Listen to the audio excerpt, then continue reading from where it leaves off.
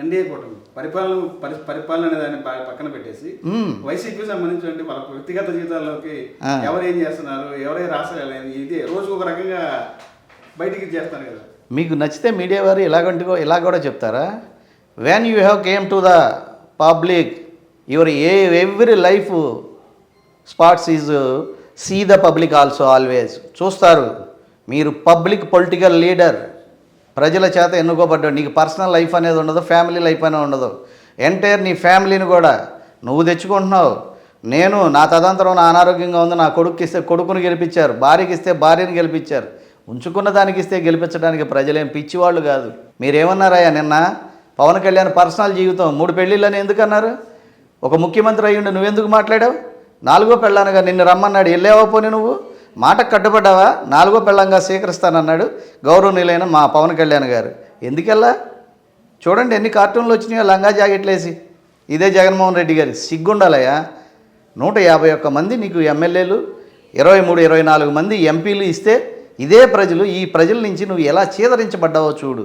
ఒక కొడాలి నాని మాట్లాడే బూతులు మీకు కనపడతల్లా? ఇంట్లో టీవీ పెట్టుకోగలుగుతున్నారా సాధారణ పబ్లిక్? టీడీపీలో కూడా నాయకులు ఉన్నారు కదా, బుద్ధా వెంకన్న లాంటి నాయకులు ఉన్నారు.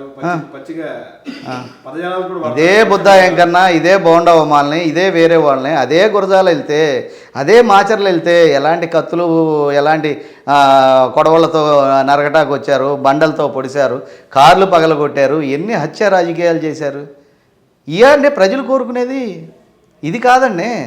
ఇప్పుడు ఇది మీరు ఇస్తున్నారు ఎంటర్టైన్మెంట్. మీరు ఎప్పుడైతే ప్రజల్లో విలువలు పోగొట్టుకుని ఒకటి ఆలోచించండి.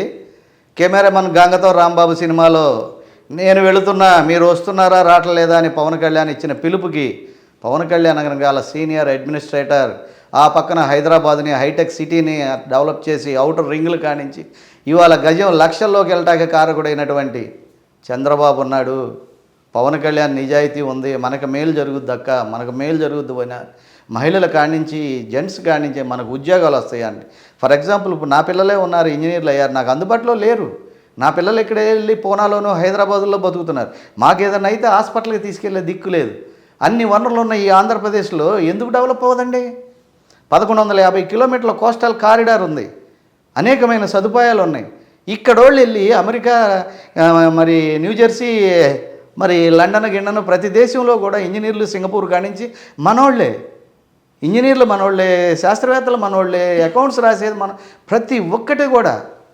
ఇక్కడ ఎందుకని మీరు కావాల్సిన ఉద్యోగ భద్రత కల్పించరు? ఎందుకు సాఫ్ట్వేర్ కంపెనీలు తీసుకురాలేకపోయారు? ఎన్డీఏ కూటమి ఆధ్వర్యంలో పరిశ్రమలు వస్తాయంటారు. 100% వస్తాయి. ఫర్ ఎగ్జాంపుల్ బీహార్ నుంచి వచ్చిన దొంగ దగ్గరికి వెళ్ళి పెట్టుబడి పెట్టమంటే ఎవరన్నా పెట్టుబడి పెడతారా? నువ్వున్నావు రాజకమల్ గారు, మీరు కష్టపడి కోట్లు సంపాదించుకున్నారు, హైదరాబాద్ వెళ్ళి ఫ్యాక్టరీ పెట్టుకున్నావు.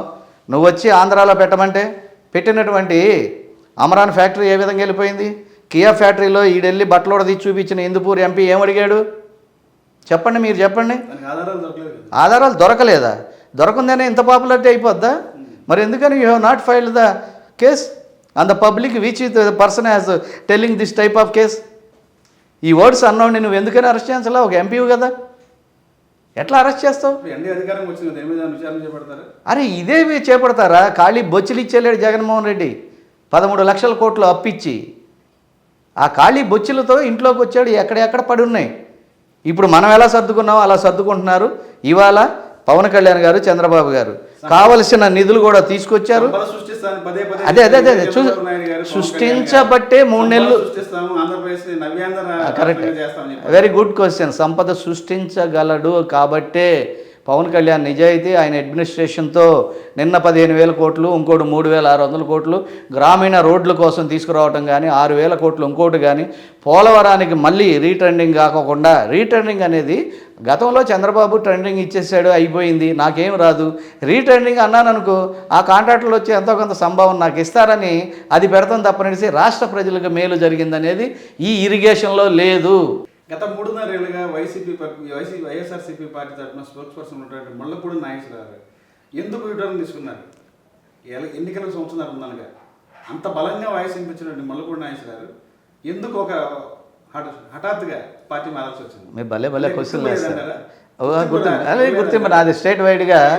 స్టేట్ వైడ్గా రాజకమల అయిన చైతన్య ఛానళ్ళ ద్వారా కానీ, ప్రజా చైతన్యం ద్వారా కానీ, లేదు ఎన్ఆర్ ఛానల్ ద్వారా కానీ నాకు ఇవ్వాల్సిన పాపులారిటీ నాకు ఇచ్చారు. ఇవాళ రాష్ట్రంలో ప్రతి ఒక్కళ్ళు కూడా ఒక కాపు నాయకుడిగా, ఒక వంగవీటి మోహన్ రంగా శిష్యుడుగా, అట్లాగే నిజాయితీగా ఉన్నట్టు పెద్ద ఆయన మాట్లాడతాడరా అని అటు పులివెందులేంటి, ఇటు కడపేంటి, ఇటేంటి, ఇచ్చాపురం ఏంటి, శ్రీకాకుళం నాకు అభిమానులు పెరిగిపోయారు.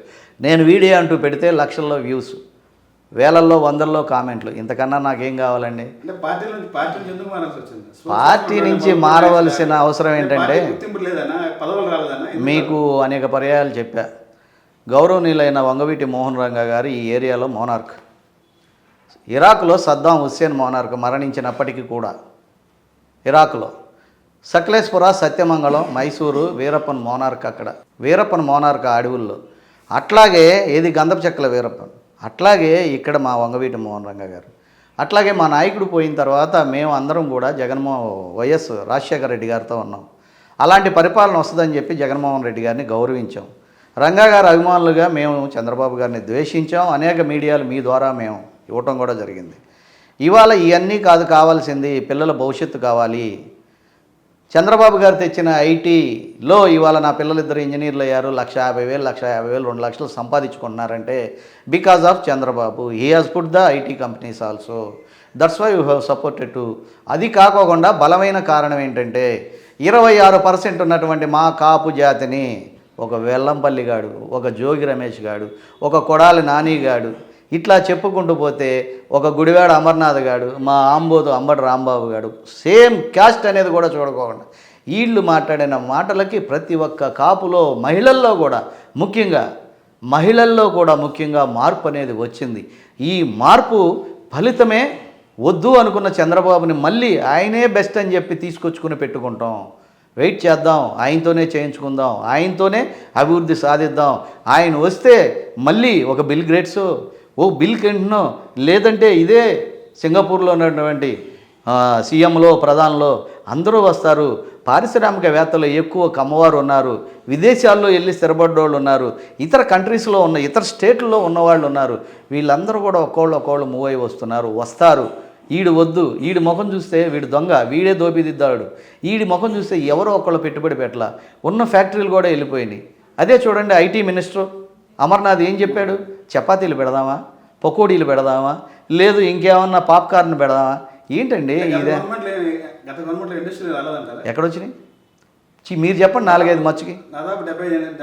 అదే మీరు చెప్పండి. వెళ్ళిపోయింది అమరాను, ఇంకెక్కడుంది అమరాను? ఇది పకోడీ ఫ్యాక్టరీలును, పాప్కార్న్ ఫ్యాక్టరీలు, ఏది పానీపూరి ఫ్యాక్టరీ. ఎందుకంటే ఒక పానీపూరి బండి పెట్టుకునేదానికంటే ఏమీ లేదు సార్.